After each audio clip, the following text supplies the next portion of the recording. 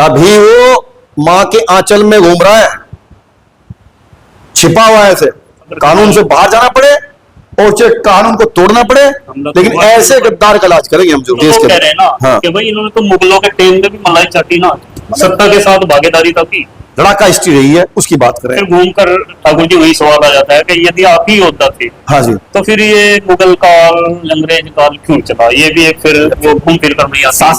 स्वागत है साथियों, मैं आपके साथ मुस्तफा चौधरी और मेरे साथ इस वक्त मौजूद हैं नीरज सिंह चौहान, राष्ट्रीय करणी सेना संघ के राष्ट्रीय अध्यक्ष। अभी हनुमान बेनीवाल सांसद, उन्होंने एक विवादित बयान दिया है कि राजस्थान में जितने भी राजा थे उन्होंने कोई जंग नहीं लड़ी। राजा सूरजमल और महाराणा प्रताप को छोड़ करके, बल्कि राजाओं ने मुगलों को अपनी बेटियां दी। अब इस बयान पर काफी विवाद हो रहा है और काफी ये बयान उनका वायरल है। तो मैं नीरज सिंह चौहान से इसी बारे में बात करना है। नीरज जी, आपका पहले बहुत बहुत स्वागत है। स्वागत है आप ही का भी, आप आए, सर्वप्रथम आपका स्वागत। तो हनुमान बेनीवाल के बयान को आप कैसे देख रहे हैं? उन्होंने जो राजस्थान के राजाओं के बारे में बोला, देखिए चौधरी साहब, कोई जंग नहीं लड़ी बल्कि मुगलों के साथ उन्होंने अपनी रोटी बेटी के संबंध बनाए। चौधरी साहब, ये हनुमान बेनीवाल व्यक्ति है, ये ऐसा व्यक्ति है, सबसे पहले बताना चाहता हूं, एक नशा सेवन करने वाला व्यक्ति, नशे का पूरे राजस्थान को पता है। ये भांग पीता है, नशा करता है, और उस भांग के नशे में इसने विष्णु समाज के पर उंगली उठाई, वहां के उप मुख्यमंत्री थे उनके पर उंगली उठाई, ब्राह्मण समाज के पर उंगली उठाई, और करणी सेना के ऊपर इसने पहले भी उंगली उठाई थी, जिस समय हमारे सुखदेव सिंह खोखामाड़ी जिंदा थे। उसका रिजल्ट ये रहा था, इस पे हमला किया गया था, पथराव हुआ था, गाड़ी तोड़ी थी, इसने माफी मांगी थी। ये बहुत ही इस किस्म का आदमी है जो कह सकते हैं ना, या तो आप ये मूर्ख कह दीजिए और या आ बैल मुझे मार वाला इसका चल रहा है। दूसरा, लालजी राज सुमन वाले प्रकरण के बाद हिंदुस्तान के अंदर हर एक वो छोटा व्यक्ति प्रसिद्धि लेने के लिए बड़ी छोटी सी बात बोलता है और राजपूत समाज के ऊपर उंगली उठाता है कि जिससे मैं भी लालजी सुमन की तरह फेमस हो जाऊं और बिना किसी प्रचार प्रसार के अपनी वाहवाही करा लूं। लेकिन ये छोटी मानसिकता और ये छोटी सोच जो इस्तेमाल कर रहे हैं, और जैसे समाजवादी पार्टी ने इनका साथ लालजी सुमन का दिया था, उसी तरीके से जो लोग हनुमान प्रसाद के साथ लगे हुए हैं, हनुमान बेनीवाल के साथ लगे हुए हैं, ऐसे लोगों को मैं कह देना चाहता हूं, इससे समाज का तो विघटन हो ही रहा है। बिरादरी के अंदर बंटवारा आप कर ही रहे हैं, सनातन का बंटवारा हो ही रहा है, कोई लाभ लेने वाला नहीं है। अगर इनके कंधे पर जो बंदूक रखकर चलाना चाहते हैं, वो भी सावधान हो जाएं। आने वाला जो वक्त आएगा, राजपूत समाज और करणी सेना से जुड़ा हुआ हर वो वर्ग, करणी सेना से दलित भी जुड़ा हुआ है, राजपूत भी जुड़ा हुआ है, ब्राह्मण भी जुड़ा हुआ है, इनको समय आने पर मुंह तोड़ जवाब दिया जाएगा। ये प्रजातंत्र का, लोकतंत्र का हिंदुस्तान है। इसके अंदर अगर तलवार की आवाज नहीं सुनाई दे रही है तो वोट की आवाज सुनाई देगी, और वक्त आने पर सुनाई देगी, इनको हम देंगे उसका जवाब। ठाकुर साहब, हनुमान बेनीवाल ने बयान दिया जी, विवादित उनका बयान था, मुगलों के साथ रोटी और बेटी की उन्होंने बात की जी, लेकिन उन्होंने किसी बिरादरी का नाम नहीं दिया। तो करणी सेना और राजपूत समाज अपने से क्यों जोड़ रहा है? देखिएगा, राजस्थान के अंदर हर उस व्यक्ति को पता है कि लड़ाई किसने लड़ी। राजस्थान के अंदर लड़ाई लड़ी है तो केवल और केवल राजपूत समाज, क्षत्रिय समाज लड़ी है। अगर आप दिल्ली में बैठे किसी भी शासक का आज नाम लोगे और ये कहोगे आज के परिवेश में दिल्ली में बैठा शासक ये कर रहा है, तो सीधा सीधा टारगेट मोदी जी को है, वो ना कि दूसरे व्यक्ति को। सब समझते हैं। उसने साफ कहा है कि वे राजाएं, कौन से राजा लड़े राजस्थान के अंदर? हिंदुस्तान के 60% राजा वहीं राजस्थान लड़े हैं। राणा सांगा ने 5-5 पीढ़ियां अपनी लड़ाई में कुर्बान कर दी। राजपूत राजाओं ने विरासत अपनी दे दी। काहे के लिए दी? सनातन को बचाने के लिए। आज अगर हिंदुस्तान में सनातन बचा हुआ है तो केवल हमारे योद्धा और वीर योद्धा जिन्होंने अपने प्राणों की आहुति देकर, अपने पुस्तों की आहुति देकर, अपनी संपत्ति की आहुति देकर सनातन को बचाया है, वरना सनातन बचने वाला नहीं था। जब आप लोग ये बात बोलते हैं कि जी। हमारे राजाओं ने, हमारी राजपूत राजाओं ने सनातन को बचाया, देश को बचाया, हमारी ही विरासतें थी, तो लोग फिर ये भी सवाल करते हैं कि जब आप ही का सब कुछ था तो कैसे मुगल आए, कैसे अंग्रेज आए, ये सब कैसे हुआ? आप ये समझिए, इसका भी तो जवाब फिर आपने ही देना हाँ पड़ेगा। देना हमें पड़ेगा। विरासत हमारी थी, राजपाट हमारे थे। युद्ध तो दो भाइयों के बीच में होता है। परिवार जो घर का होता है, परिवार के मुखिया से लड़के लड़ते हैं, बच्चे भी लड़ते हैं, उसके अपना अधिकार लड़ते हैं। युद्ध हमारे बीच का था।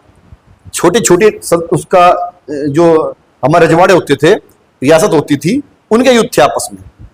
तो यानी कि अपने खुद के वजूद के लड़ रहे थे, लड़े। ताकि सनातन और देश के लिए। देखो, पहले लड़ता आदमी काहे के लिए? अपने वजूद की लड़ता है। राजा कब बनता है? अपने वजूद को स्थापित कब करता है? छोटे राजा से लड़ेगा या दुश्मन से लड़ेगा, तभी तो राजा स्थापित होगा, तभी राज्य बनेगा वो। नहीं, अगर कोई बाहरी आक्रांता आया जब तो बाहरी- सामने सब एकजुट होकर के क्यों नहीं? हाँ, जब नहीं लड़े हैं सब लोग। जब बाहरी युद्ध कोई स्थिति बनेगी और बाहरी आक्रमण अगर हिंदुस्तान पे होगा या किसी भी राज्य पे होगा, तो सभी छोटे बड़े राजा, और ये नहीं राजपूत ही, जिसके पास धन था, जो बनिया था या वैश्य समाज के लोग थे या छोटे राजा थे, लड़ने की ताकत नहीं थी, पैसा उनके पास था, उन्होंने भी राजाओं को, रजवाड़ों को सपोर्ट किया और युद्ध में अपना सहयोग दिया और युद्ध लड़े गए। मुगलों से भी युद्ध लड़ा, अंग्रेजों से भी युद्ध लड़ा, और अपने ही लोगों से भी लड़ने की आवश्यकता पड़ती है कभी कभी, उनसे भी लड़ा जाता है, अभी तभी राजा बनता है। हनुमान बेनीवाल ने विवादित बयान दिया है। अब से पहले, कुछ ही महीने पहले रामजीलाल सुमन ने दिया। जी। उन्होंने कहा कि भाई राणा सांगा ने ही बुलवाया था बाबर को, और इससे पहले गुजरों ने भी काफी, राजपूत समाज और गुजरों के बीच भी यही वाद विवाद चलता रहा। तो आखिर हर समाज का व्यक्ति राजपूत समाज को ही क्यों आईना दिखा रहा है? आप ये समझिए, आज हिंदुस्तान के अंदर पूर्ण रूप से सब आजाद है। जनगणना की बात चल रही है हिंदुस्तान में, और हमें समझ नहीं आ रहा कि भारतीय जनता पार्टी हिंदू और मुस्लिम को विवाद को लेकर राज्य में बैठी थी और केंद्र में आई थी। हिंदू मुस्लिम पर आई थी, राम रहीम पर आई थी। अब कौन सी राजनीति चल रही है हिंदुस्तान के अंदर कि हिंदू मुस्लिम छोड़कर आज ये सनातन में, बिरादरीवाद में इस पूरे हिंदुस्तान को बांटना चाहते हैं। मैं तो ये कह रहा हूं, ऐसे ऐसे लोग, चाहे वो हिंदू मुस्लिम की राजनीति करते हो या सनातन की राजनीति करते हो या बिरादरीवाद की राजनीति करते हो, इस हिंदुस्तान को गृह युद्ध की तरफ धकेल रहे हैं। हनुमान प्रसाद जैसे लोग, लालजी सुमन जैसे लोग और हमारे अखिलेश जी जैसे लोग, ये सीधा हिंदुस्तान को कहां डाल रहे हैं? नजर आ रहा है सबको बिरादरीवाद के अंदर, और गृह युद्ध की तैयारी कर रहे हैं। यानी कि अगर हम लोग बिरादरी में लड़ेंगे, गुर्जर से लड़ा रहे हैं, ठाकुर को लड़ा रहे हैं, ब्राह्मण को, दलित को, फिर मुस्लिम को, आप चाहते क्या हैं? और कोई नहीं मिलता तो केवल एक समाज मिलता है, राजपूत समाज। क्यों? हिस्ट्री हमारी है, इतिहास में हम है। मुखिया उत्तर प्रदेश का ठाकुर है, तो टारगेट किसे कर दो? राजपूत समाज को। यानी कि जातिगत जनगणना की जो बात हो रही है, ये भी आपके हिसाब से गलत है, नहीं होनी चाहिए देश के नहीं अंदर। होनी चाहिए। यानी कि इसमें समाज बटेगा। समाज बटेगा। और अभी आपने रामजीलाल सुमन का नाम लिया, हनुमान बेनीवाल का और अखिलेश यादव का, कि ये लोग बांट रहे हैं। ये बांटना चाहते हैं देश को। लेकिन जातिगत जनगणना का ऐलान किसने किया? मांग विपक्ष की थी, ऐलान बीजेपी ने किया, लेकिन क्या उसके ऐलान से मैं तो सहमत नहीं हूं ना। आप जातिगत जनगणना से करना क्या चाहते हैं, दिखाना क्या चाहते हैं, बताना क्या चाह रहे हैं?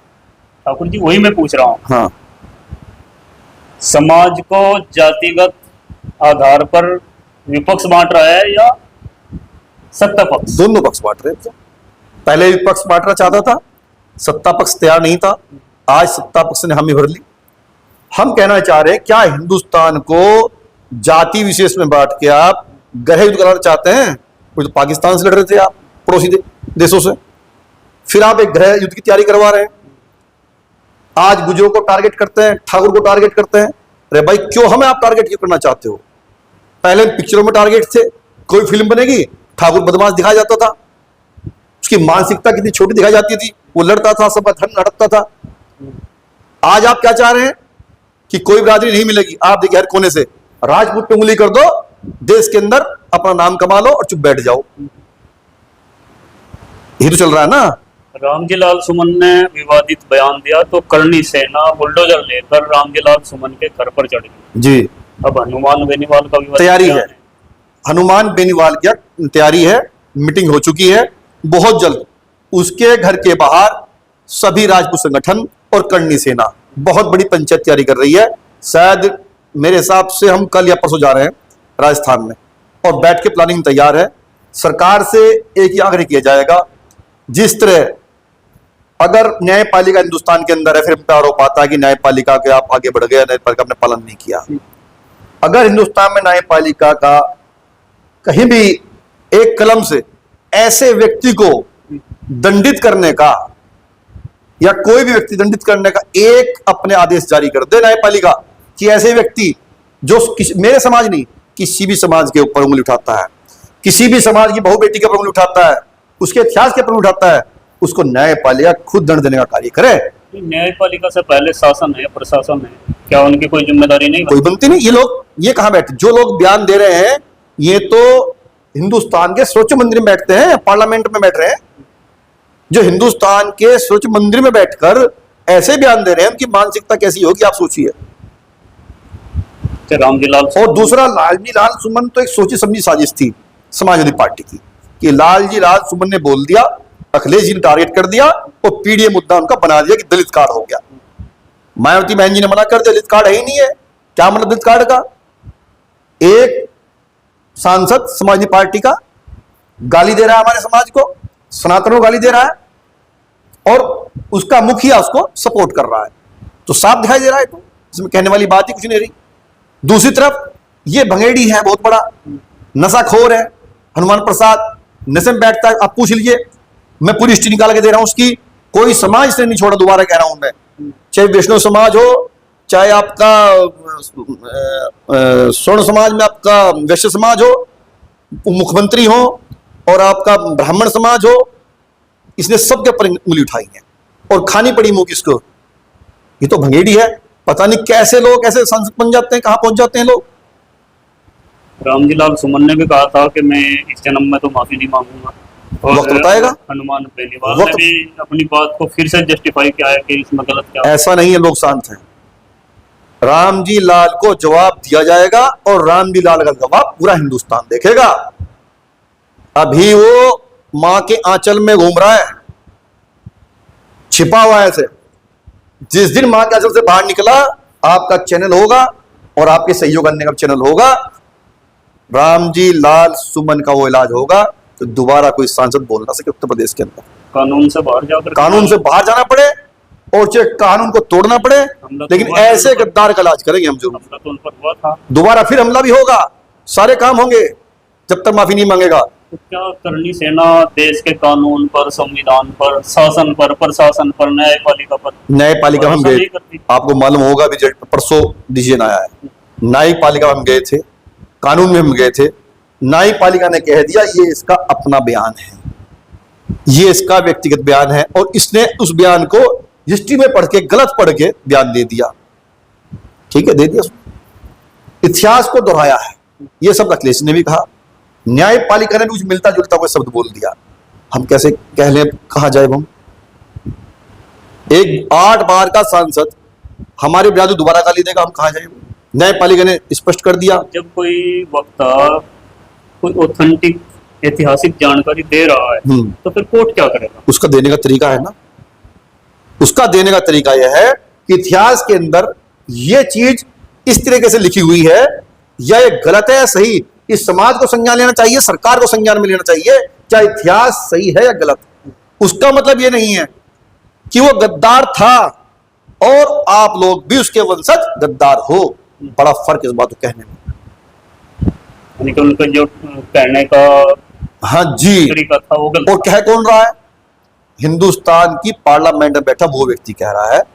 पार्लियामेंट में वे लोग जाते हैं, जनप्रतिनिधि हैं, मान्य कराए जाते हैं, वो व्यक्ति ऐसा बयान देगा? अफसोस इस बात का, एक सड़क चलता हुआ व्यक्ति का बयान दे देता है, किसी कोई सुनवाई नहीं होती, कोई सुनता नहीं उस बात को। एक सर्वोच्च सदन में बैठा हुआ व्यक्ति अगर इस तरह की पुनरावृत्ति करता है या इस तरह का बयान देता है, वो उसके लिए भी शर्मनाक है, उसकी पार्टी के लिए भी शर्मनाक है, और फिर जो जिसके बारे में देगा वो तो आपको पता है क्रमांक होना उसका ठाकुर बनता ही साहब, ये तो सर्वविदित बात है और ये तो ऐतिहासिक तथ्य हैं कि मुगलों के साथ है। राजपूतों के अच्छे संबंध थे, उनके दरबारी या नौ रत्नों में शामिल लोग थे और रोटी बेटी का भी संबंध कुछ राजाओं का था। आप एक बताइए, राज किस किसने किया? तो मुगल ने किया और या क्षत्रिय ने किया? कोई भी राज करता है राज्य के अंदर, राज पूरे यही तो देश लोग के कह रहे हैं ना हाँ। कि भाई इन्होंने तो मुगलों के टाइम में भी मलाई चाटी ना, सत्ता के साथ भागीदारी था की। सत्ता अरे जिस राज्य के अंदर मुगल आ गया, कब्जा करके बैठ गया किसी राज्य के, 10 राज्य है, एक राज्य के ऊपर एक मुगल कब्जा करके बैठ गया, क्या सारे राज्य जो और ठाकुर जहां क्षत्रिय राज चल रहा है वो भी शरणागत हो जाए? उसको चलने दिया, तब तक चलने दिया, तब तक उस पर आक्रमण करने की, उसको पराजित करने की पूरी रणनीति तैयार नहीं हुई। रणनीति तैयार हो गई, उसको हराया गया, उसको देश निकाला दिया गया या मार दिया गया। नीति के तहत तो काम चल रहा है, नीति के बिना तो आप पाकिस्तान के अंदर चले गए थे, अटैक कर दिया आपने, सब कुछ तैयार था, पूरे वर्ल्ड को लग गया था कि पाकिस्तान गया, पाकिस्तान कब्जे में आ गया, हैंड टू हैंड आपने जो है पॉलिसी चेंज कर दी, सीज फायर का आप नियम ले आए। तो ये क्या है? सेम यही परिस्थितियां आज से पहले रही होंगी, इतिहास में भी रही होंगी।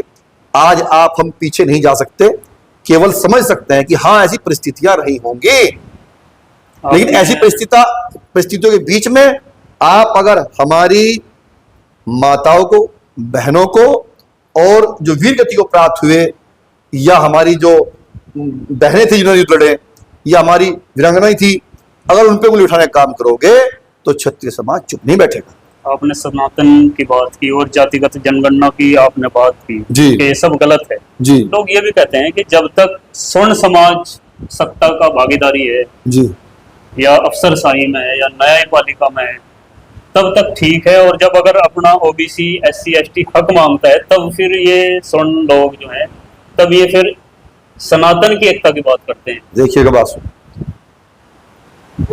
हमने आरक्षण मांगा नहीं मांगा? नहीं, आप क्यों मांगेंगे आरक्षण? क्यों? हमारे यहाँ गरीब नहीं होता, हमारे अनपढ़ नहीं होता। आप हमारे आरक्षण के अंदर 2-3 मर्यादाएं बचती हैं, वैश्य और आपका ब्राह्मण और क्षत्रिय। वैसे पंजाबी भी आ गया आपका, या अदर्स और भी आ गए, केवल 3 लोग बचते हैं। हम लोग आपसे आरक्षण को खत्म करने की अपील नहीं कर रहे, हम आपसे ये नहीं कह रहे कि आप जो है हमें आरक्षण दीजिए। अगर आरक्षण ही देना है आपको, हमारा बच्चा 99% लाकर भी, 95% लाकर भी पीछे बैठता है।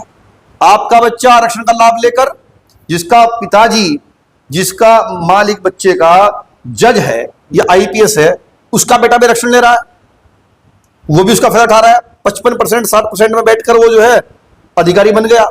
मेरा बच्चा 95% लाकर पीछे सीट बैठ रहा है, वो अधिकारी बन पा रहा।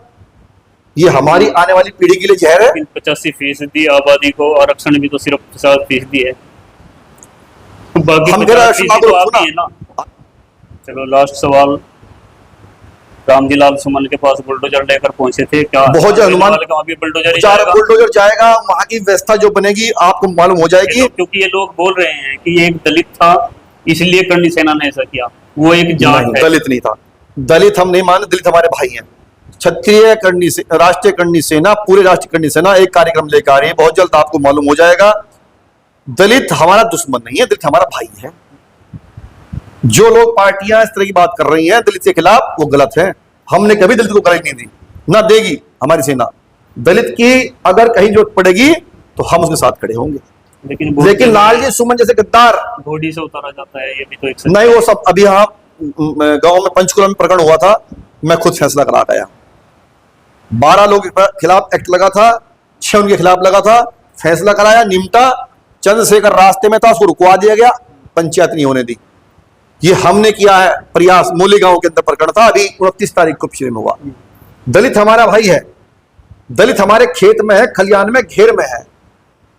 लेकिन राजनीतिक पार्टी और राजनीतिक पार्टी से लाभ लेने वाले संगठनात्मक लोग जो अपनी आर्मी बनाए फिर रहे हैं, वे इनको बरगला के हम लोगों पर ऐसी एक्ट लगाने का कार्य करते हैं और बदनाम होने का कार्य करते हैं। नहीं तो दलित हमारे साथ है। हनुमान बेनी प्रसाद की, हमें बेनीवाल की बिरादरी से मतलब नहीं है, अकेले हनुमान से मतलब है। दूसरा, हमें लालजी सुमन से मतलब, उसकी बिरादरी से मतलब नहीं है। यानी कि आपके कहने का मतलब यह है कि दलित प्यारा है, लेकिन दलितों का की अगर कोई पार्टी और प्रतिनिधित्व खड़ा होता है तो वो प्यारा नहीं है। क्यों नहीं प्यारा है? वो साथ है, हमारे साथ मिलते हैं। आपने मायावती तो हमारे साथ दिया, मायावती ने हमारे साथ दिया। मायावती से बड़ा कौन दलित है यहाँ पर? मायावती जी ने दलित को जगाया है, वो हमारे साथ में, समर्थन में है मायावती जी हमारे। वहां कहां दिक्कत आई थी? लेकिन दलित भी हमारे साथ है, गुर्जर भी हमारे साथ है, जाट भी और ब्राह्मण भी साथ हमारे हैं। लेकिन मैं एक बात कहना चाहता हूँ, ये सभी मोर्चों पर लड़ाई राजपूत के साथ ही क्यों? ये तो सबको मालूम है ना भाई। आप और किसी आप छोटे को गाली दोगे, आप कितने मोर्चों पर लड़ाई लड़ सकते छोटे को आप गाली दोगे, कोई बेनिफिट नहीं मिलने वाला उसका आपको। आप बड़े को गाली दे दो, उसे कह दो भैया बैठ के ऊंचाई से कि ये कौम ऐसी रही है। अच्छा, छोटी बिरादरी की उनकी हिस्ट्री नहीं है। हिस्ट्री किसकी चली? राजपूत की, क्षत्रिय की। उसमें से निकालो तर्क, उन्हें गाली देना शुरू कर दो। अब वैश्य की हिस्ट्री निकालेंगे, उसमें क्या गाली देंगे उनको बताओ आप? दलित की हिस्ट्री निकाले, क्या गाली देंगे उसको आप? तो दलित में महापुरुष नहीं हुए? तो उसके ऊपर अगर उसके महापुरुष को गाली देंगे ना आप, तो विवाद होगा।